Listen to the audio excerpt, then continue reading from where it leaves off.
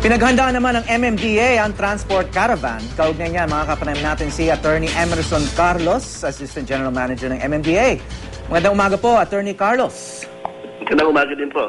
Yeah. Sa monitoring po natin, may mga kalsada na po bang bumibigat ang daloy ng trapiko dahil sa transport caravan? Well, sa monitoring namin ngayon, wala pa naman hong apektadong mga lansangan sa kadahilanan po ng transport caravan. So, okay pa rin po yung mga daloy ng mga dadaanan nila.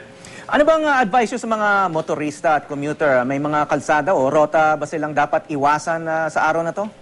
Well, siguro ang medyo iwasan po nila yung may Ortigas Avenue sa tapat po ng DOTC, yung Ortigas Avenue eastbound, dahil dito po kasi ang bagsak ng transport caravan. At lalong-lalo na hindi ho maluwag itong daanan na ito. At sa harap po nito yung Lasal, kaya pag nagsabay-sabay po ang paglabas ng mga estudyante at nagkataon po nandun po yung transport caravan, medyo may pagbibigat po tayo may experience. Saan naman po dadaan yung transport caravan para makarating dun sa Ortigas na sinasabi nyo? Kailangan din mag-iwasan. Po sila ng EDSA, pero nakausap ko rin po si Mr. Jordan Mateo ng Piston at inassure naman po niya na they will keep to one lane, isang lane lang po gagamitin nila at meron po kaming mga pinadalang mga tao na mag-escort po sa kanila. Kayo ba sir, sang-ayon ba kayo sa mas mataas na multa sa mga traffic violation?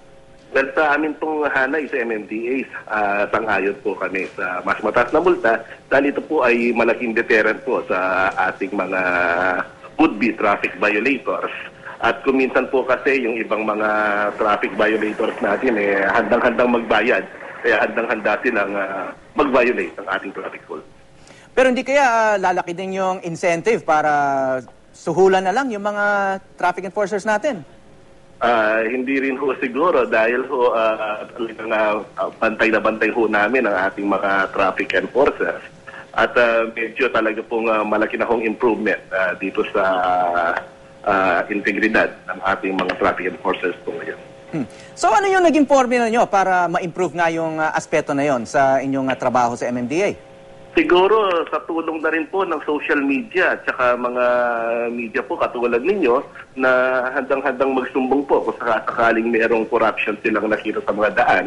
And at the same time, internally po, meron po kaming mga tao na mga undercover na nagbabantay po sa aming mga traffic enforcers.